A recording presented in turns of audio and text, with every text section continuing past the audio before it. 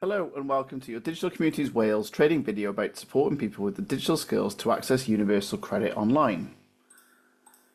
In these videos, we will discuss the personal skills required to support someone to get online, consider the transferable digital skills associated with accessing online services such as universal credit, consider barriers and how we may support someone to get online, overview resources for supporting people with universal credit. Alongside the videos, you will have access to a written resource containing additional guidance and websites. Welcome to video 1. We will share with you the background to this work and the support that is available to organisations and communities in Wales. We will discuss the personal skills required to support someone to get online. Disclaimer: we do not recommend one app or website over another and appreciate that there are many other options available to online users.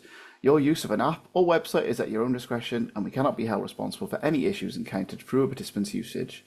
All information included in these videos is correct as of July 2025. Within these videos, we refer to digital skills needed to access universal credit services. Many of these digital skills are transferable to different digital tasks, which can help support an individual's confidence with being online. For further information about universal credit, please contact the Universal Credit Helpline on 0800 328 5644 or the text phone number you see on the screen there. There are also accessible ways to access universal credit through Relay UK and British Sign Language, and you'll find more information about those in our guidance document. Background on this work. Digital Communities Wales are working to support staff engaging with people who are needing to claim universal credit and who may not be online or digitally confident. Some individuals may have received a universal credit migration notice letter and may need support to access universal credit for the first time.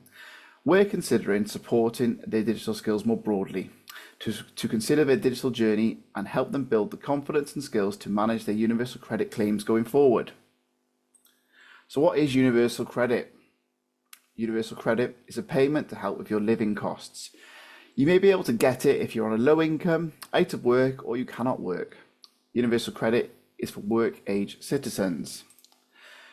The Universal Credit website contains helpful guidance and information about universal credit, and the link on the page here can be accessed for more information. I'm going to show you what that looks like now, just to give you a brief overview of it. So let me share my screen. And as you can see, when I scroll to the top, this is what that website looks like, and I can navigate the website to different tabs, such as Move to Universal Credit, where you find out more information about that. So it's really useful if you're providing guidance and support to people around universal credit, and you can provide this website to them. You can use it yourselves to find out more information. So a little bit more about Digital Communities Wales, digital confidence, health and well-being. We are a Welsh Government funded programme with the aim to support organisations and communities to embed and mainstream digital inclusion within different thematic areas that encourage ownership of digital inclusion across Wales. We work with staff and volunteers to have the skills, confidence and access to help others to get the most out of being online. And that's because 7% of adults in Wales are not online. And that number is spread all across Wales. And there are lots of different reasons why people might not be online. These could include different barriers such as access to the internet, maybe through rurality or the cost, confidence with using digital devices, and also the skills to do so.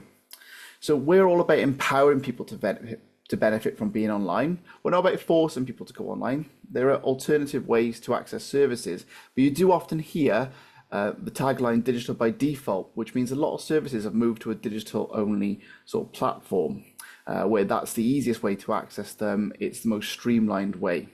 And when you do build your confidence and ability to access the services, oftentimes that is a lot easier for people to do. But it's important to consider that people need support to get to that point. And actually, when you look at the people who are using the internet in Wales, you unpick the numbers a bit more, and you can actually see that quite a lot of people need support with their digital skills and confidence to do different digital tasks. So we're all about helping people, and the support that you provide to others will likely differ from person to person. It's really important to consider that. It's important to consider who you are supporting and what their needs are. And that's really to engage meaningfully with them and to help them with digital tools. Have digital conversations centered around people's past experiences with digital, and that's a really great place to start. Talking about people's experiences, relaying information that relates to their hobbies and interests, make the internet more relevant to them rather than just diving into a potentially more stressful task for someone if they haven't experienced using the internet before. You've got to consider who you're helping and what their needs are. There may be different needs for different people. It could be health related, it could be age related, it could be diverse communities, so there's language barriers when you're supporting people, or barriers to learning. So these are all things you need to consider when you're helping others. It's really important that we have certain qualities to help others, and these are qualities that we will build over time through helping people as well. It's a really rewarding thing actually supporting someone with their digital skills, because you build your own skills and confidence with helping people alongside that, and it's really nice to see people's progress. But it's important to be resilient and a good problem solver when doing so.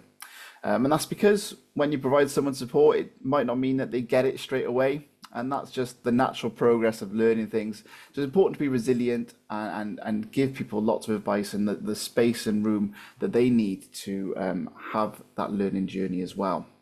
It's important to be a good problem solver as well, because sometimes people have devices that may be causing issues, and it's useful to be able to solve those problems, and oftentimes very quickly as well.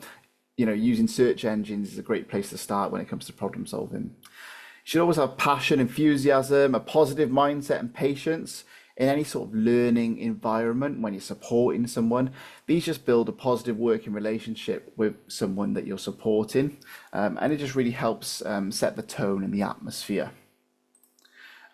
You should be a confident communicator and ask good questions. So asking people about how they're getting on, asking key questions around their understanding, that really helps drive the learning in the right direction.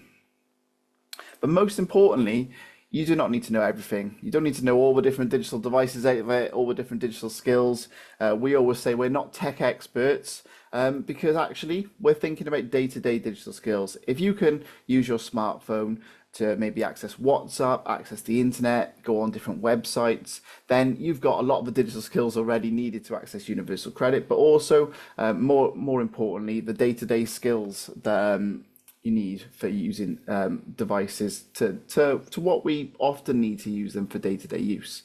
And those are the skills we want to help people with. And that's why it's really important that if we don't know something, we actually say, well, I'm not sure on that. Let me show you how I can find out. And you do a little activity where you can use a search engine to find it together. It again builds that positive working relationship as well.